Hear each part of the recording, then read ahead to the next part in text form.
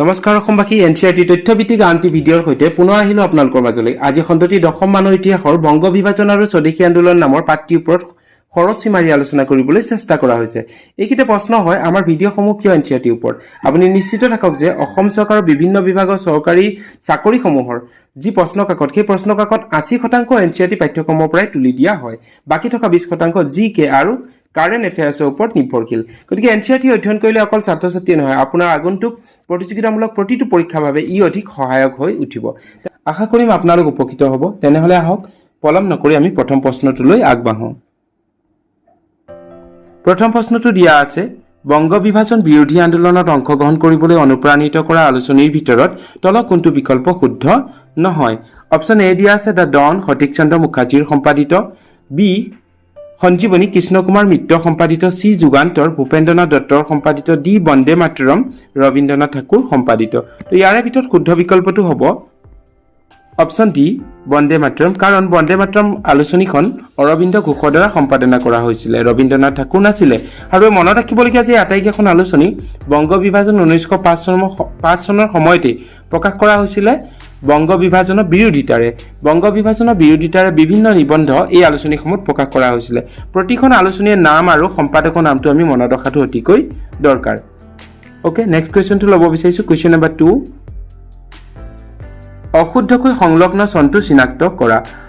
প্ৰথমটো দিয়া আছে অসমৰ গঠন 1894, এলাহাবাদ চুক্তি 1765, বংগভংগ প্ৰত্যাহাৰ 1911, নিয়ন্ত্ৰণকাৰী আইন 1773। ইয়াৰে ভিতৰত দেখা যায় শুদ্ধ বিকল্পটো হ'ব ইয়াৰে অসমৰ গঠন 1894টো ভুলকৈ দিয়া আছে, কাৰণ অসমৰ গঠন 1874 চনত হৈছিলে, 94 নাছিলে। আৰু 1874 চনত অসমৰ গঠনখন হৈছিলে বংগৰ পৰা ভাগ কৰি আনি। তাৰ পাছতে আমি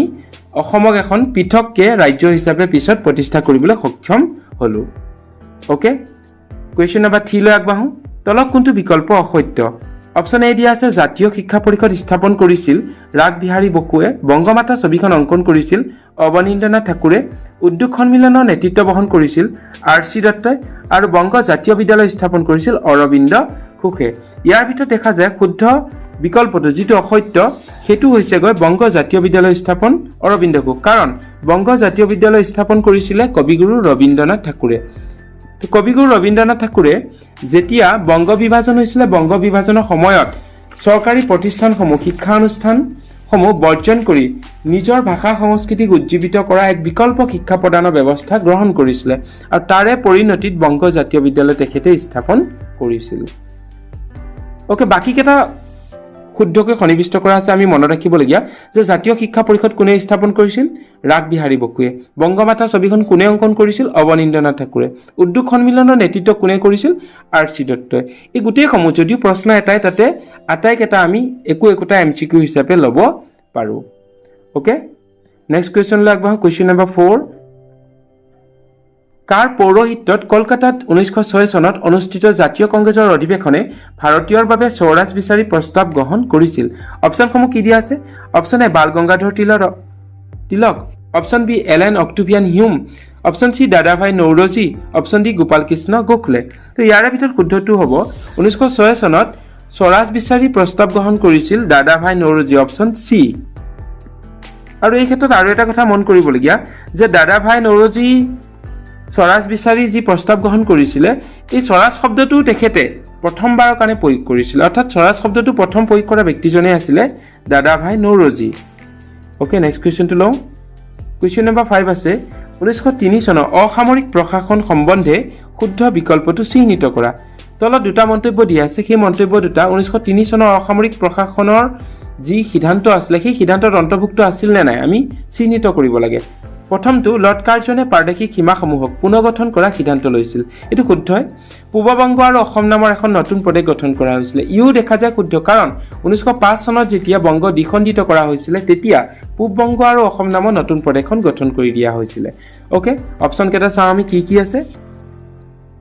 অপশ্যন এ 1 শুদ্ধ, বি 1 আৰু 2 উভয় শুদ্ধ, চি কেৱল 2 শুদ্ধ, ডি 1 আৰু 2 এটাও শুদ্ধ নহয়। যিহেতু দুয়োটাই শুদ্ধ ওপৰৰ মন্তব্যসমূহ, গতিকে ইয়াৰে ভিতৰত অপশ্যন বিটো শুদ্ধ হ'ব। 1 আৰু 2 উভয় শুদ্ধ, অপশ্যন বি। অ'কে, নেক্সট কুৱেশ্যনটোলৈ আগবাঢ়োঁ। কুৱেশ্যন 6 আছে স্বদেশী আন্দোলনৰ সময়ত কলিকতা বিশ্ববিদ্যালয় কোনে দাসৰ গৃহ বুলি উল্লেখ কৰিছিল কি বুলি কৈছিলে দাসৰ গৃহ ওকে এই প্ৰশ্নটোত অপচন দিয়া আছে ৰাগ বিহাৰী বসু সতীশচন্দ্ৰ মুখাৰ্জী ৰবীন্দ্ৰনাথ ঠাকুৰ অৰবিন্দ ঘোষ এই অপচনসমূহৰ ভিতৰত আমি যদি শুদ্ধ বিকল্পটো চাওঁ তেতিয়াহ'লে সতীশচন্দ্ৰ মুখাৰ্জীয়ে এই তিৰ্যক মন্তব্যটো কৰিছিল যে কলিকতা বিশ্ববিদ্যালয় হৈছে দাসৰ গৃহ আৰু এইটো মন্তব্য কৰিছিল তেওঁ ব্ৰিটিছৰ যি আধিপত্য কলিকতা বিশ্ববিদ্যালয়ত তাক কৰিছিল কাৰণ ব্ৰিটিছৰ বিভিন্ন আলোচনাসমূহ কলিকতা বিশ্ববিদ্যালয়তে সেই সময়ত অনুষ্ঠিত কৰা হৈছিল ওকে এই অপচনটো হ'বগৈ সতীশচন্দ্ৰ মুখাৰ্জী অপচন বি পিছৰ প্ৰশ্নটো কি আছে চাওঁ আমি কুৱেশ্যন নম্বৰ 7 মোগল সম্ৰাট শ্বাহ আলম আৰু ৰবাৰ্ট ক্লাইভৰ মাজত এলাহাবাদ চুক্তি কিমান চনত স্বাক্ষৰিত হৈছিল ওকে অপচনসমূহ কি দিয়া আছে অপচন এ 1765 খ্ৰীষ্টাব্দত অপচন বি 1773 খ্ৰীষ্টাব্দত অপচন চি 1854 খ্ৰীষ্টাব্দত অপচন ডি 1865 খ্ৰীষ্টাব্দত ইয়াৰে ভিতৰত আমি যদি চাবলৈ যাওঁ তেতিয়াহ'লে অপচন এটো শুদ্ধকৈ সন্নিৱিষ্ট কৰা আছে কাৰণ ৰবাৰ্ট ক্লাইভ আৰু শ্বাহ আলমৰ মাজত যি চুক্তি হৈছিলে সেই চুক্তিখন এলাহাবাদ চুক্তি আছে আৰু এলাহাবাদ চুক্তিখন স্বাক্ষৰিত হৈছিল 1765 খ্ৰীষ্টাব্দত অপচন এ শুদ্ধ ওকে কুৱেশ্যন নম্বৰ 8 লৈ যাওঁ তলৰ উক্তিসমূহৰ পৰা অসত্য বিকল্পটো চিহ্নিত কৰা ইয়াতে কেইটামান উক্তি দিয়া আছে কোনবিলাকনো ভুলকৈ দিয়া আছে সেই ভুলবিলাক আমি চিহ্নিত কৰিব লাগে প্ৰথমটো দিয়া আছে বংগ বিভাজনৰ আৰু প্ৰথম স্থপতি আছিল এণ্ড্ৰু ফ্ৰেজাৰ নামৰ ইংৰাজ বিষয়া এগৰাকী দেখা যায় এইটো শুদ্ধ এটা বিকল্প কাৰণ এণ্ড্ৰু ফ্ৰেজাৰে প্ৰথম প্ৰস্তাৱ ব্ৰিটিছলৈ প্ৰেৰণ কৰিছিলে দ্বিতীয়টো দিয়া আছে মৰলেমিণ্টু সংস্কাৰ আইন 1909 খ্ৰীষ্টাব্দত হৈছিলে মৰলেমিণ্টু সংস্কাৰ আইনখন 1909 চনত আহিছিলে এইটো শুদ্ধ 1873 খ্ৰীষ্টাব্দত নিয়ন্ত্ৰণকাৰী আইনখন তৈয়াৰ কৰিছিলে এই অপচনটো দেখা যায় ভুলকৈ দিয়া আছে কাৰণ 1873 নাছিল নিয়ন্ত্ৰণকাৰী আইনখন প্ৰণয়ন কৰিছিল ব্ৰিটিছে 1773 চনত কিমান চনত আছিলে 1773 ওকে কুৱেশ্যন অপচন ডি টো আছে প্ৰথম ভাৰতীয় উদ্যোগ সন্মিলন হৈছিল 1905 চনৰ 17 ডিচেম্বৰত এইটো শুদ্ধকৈ সন্নিৱিষ্ট কৰা আছে অৰ্থাৎ আমি যদি চাৰিটা অপচন বিশ্লেষণ কৰোঁ তেতিয়াহ'লে দেখা পাম অপচন চি টো ভুলকৈ দিয়া আছে 1873 নাছিল নিয়ন্ত্ৰণকাৰী আইন 1773 খ্ৰীষ্টাব্দত আছিল ওকে পিছৰ প্ৰশ্নটো ল'ব বিচাৰিছোঁ কুৱেশ্যন নম্বৰ 9 কি আছে কোনখন চুক্তিৰ জৰিয়তে ব্ৰিটিছে বিহাৰ আৰু উৰিষ্যাৰ লগতে বংগৰ ওপৰত সম্পূৰ্ণ কৰ্তৃত্ব লাভ কৰিছিল অপচনসমূহ দিয়া আছে বংগ চুক্তি এলাহাবাদ চুক্তি দিনাজপুৰ চুক্তি নে ঢাকা চুক্তি এই প্ৰশ্নটো যদি আমি বিশ্লেষণ কৰোঁ তেতিয়াহ'লে পাম বংগৰ লগত বিহাৰ আৰু উৰিষ্যাক কেতিয়া চামিল কৰা হৈছিলে প্ৰথমে বংগখন সুকীয়া হৈ আছিলে কিন্তু বিহাৰ আৰু উৰিষ্যাক তাৰ লগত যেতিয়া চামিল কৰা হৈছিলে বংগখন এখন বিশাল ভূখণ্ডত পৰিণত হৈছিলে তো আমি ইয়াৰ ভিতৰত অপচনটো শুদ্ধকৈ পাম এলাহাবাদ চুক্তিখন যেতিয়া স্বাক্ষৰিত হৈছিলে এলাহাবাদ চুক্তিখনৰ দ্বাৰাই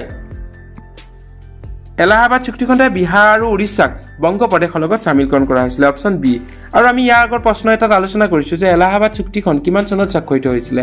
শ্বাহ আলম আৰু ৰবাৰ্ট ক্লাইভৰ মাজত 1765 চনত ওকে নেক্সট কুৱেশ্যনটোলৈ আগবাঢ়োঁ কুৱেশ্যন নম্বৰ 10 কি দিয়া আছে লৰ্ড কাৰ্জনৰ পাছত তলৰ কোনগৰাকী ভাৰতৰ ভাইচৰয় পদত নিযুক্ত কৰা হৈছিলে লৰ্ড কাৰ্জন আছিল বংগ বিভাজনৰ যিগৰাকী ভাইচৰয় বংগ বিভাজনৰ সময়ৰ ভাইচৰয় তাৰ পাছতে কোন আহিছিলে ভাইচৰয় পদত তো option A Lord Minto option B Lord Northbrook option C Lord Irwin option D Lord Morley ইয়াৰে ভিতৰত যদি আমি শুদ্ধ বিকল্পটো চাওঁ লৰ্ড কাৰ্জনৰ পাছত লৰ্ড মিণ্টু বংগৰ ভাইচৰয় হিচাপে নিযুক্ত হৈছিল ওকে কুৱেশ্যনটো আমি আগবাঢ়োঁ কোন আছিল তেখেত লৰ্ড মিণ্টু অপচন এ ওকে পিছৰ প্ৰশ্নলৈ আগবাঢ়োঁ ওকে কুৱেশ্যন 11ত আছে ব্ৰিটিছ সাম্ৰাজ্যৰ অধীনৰ ক্ষেত্ৰত তলৰ উক্তিবোৰৰ পৰা শুদ্ধ বিকল্পটো চয়ন কৰা তো ইয়াৰ ক্ষেত্ৰত আমি চাবলৈ গ'লে পাম ব্ৰিটিছে যেতিয়া দখল কৰিছিলে ভাৰতৰ বিভিন্ন অঞ্চলসমূহ সেই অঞ্চলসমূহৰ ভিতৰত কোনকেইটা বিকল্পনো শুদ্ধকৈ দিয়া আছে সেইটো আমি পৰ্যবেক্ষণ কৰিব লাগে বিশ্লেষণ কৰিব লাগে প্ৰথমটো যদি চাওঁ আমি পাম অসমখন 1826 চনত ব্ৰিটিছ সাম্ৰাজ্যৰ অধীন হয় তো ইয়াৰে অপচনটো শুদ্ধ দেখা যায় কাৰণ 1826 চনত যি ইয়াণ্ডাবু সন্ধি হৈছিলে মান আৰু ইংৰাজসকলৰ মাজত তাৰ পিছতে অসমখন ব্ৰিটিছৰ তলতীয়া হৈ পৰিছিল দ্বিতীয়টো দিয়া আছে খাচিয়া পাহাৰ 1833 চনত ব্ৰিটিছৰ অধীন হয় এই বিকল্পটো শুদ্ধ জয়ন্তীয়া পাহাৰ 1835 চনত ব্ৰিটিছৰ অধীন হয় এই বিকল্পটো শুদ্ধকৈ দিয়া আছে 1839 চনত মটক আৰু শদিয়া ৰাজ্য ব্ৰিটিছৰ অন্তৰ্ভুক্ত হয় দেখা যায় এই বিকল্পটো শুদ্ধকৈ দিয়া আছে তাৰ পিছত যদি আমি চাবলৈ যাওঁ চিংফু আৰু খামতি ৰাজ্য 1843 চনত ব্ৰিটিছৰ অধীন হয় এইটো এটা শুদ্ধ বিকল্প আংগামী নাগা পাহাৰ 1854 চনত ব্ৰিটিছৰ অধীন হয় এইটো শুদ্ধ কাৰণ আংগামী নাগা পাহাৰ দখল কৰিছিল 1854 চনত তেতিয়াৰ পৰা আংগামী নাগা পাহাৰৰ সম্পূৰ্ণ অঞ্চলটো ব্ৰিটিছৰ তলতীয়া হৈ পৰিছিল তো দেখা যায় গোটেইকেইটা অপচনৰ ভিতৰত আটাইকেইটাই ব্ৰিটিছৰ তলতীয়া ক্ষেত্ৰত শুদ্ধকৈ সন্নিৱিষ্ট কৰা আছে তো আটাইকেইটা অপচন শুদ্ধৰ ভিতৰত যদি আমি চাবলৈ যাওঁ তেতিয়াহ'লে কোনটো পামগৈ অপচন সি 1 2 3 4 5 and 6 অপচনটো শুদ্ধ অৰ্থাৎ আটাইকেইটাই শুদ্ধ তো অপচন সি যদি আমি চাওঁ তেতিয়াহ'লে হ'ব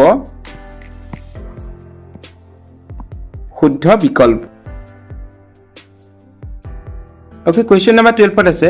বংগভংগৰ জৰিয়তে পূব বংগ আৰু অসম নামৰ নতুন প্ৰদেশখনত তল কোনখন ঠাই অসমৰ সৈতে সংলগ্ন কৰা নাছিলে অৰ্থাৎ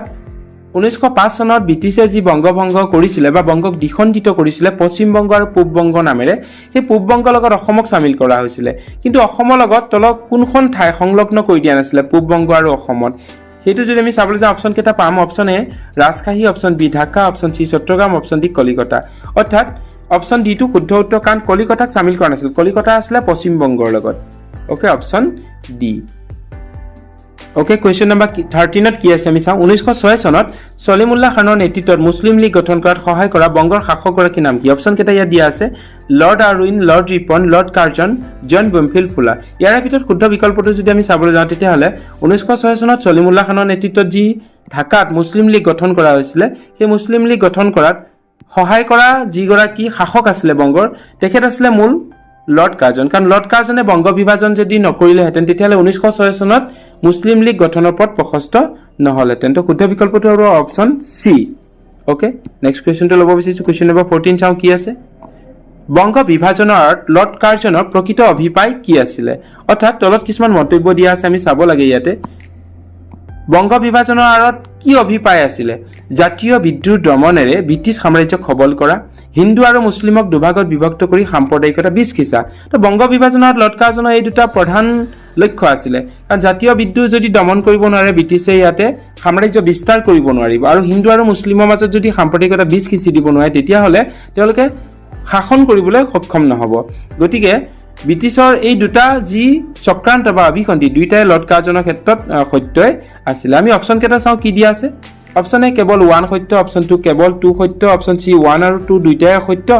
অপচন ডি 1 আৰু 2 দুইটাই সত্য ইয়াৰ ভিতৰত যদি আমি চাবলৈ যাওঁ তেতিয়াহ'লে শুদ্ধটো হ'ব কোনটো যে 1 আৰু 2 দুইটাই সত্য গতিকে অপচন ডি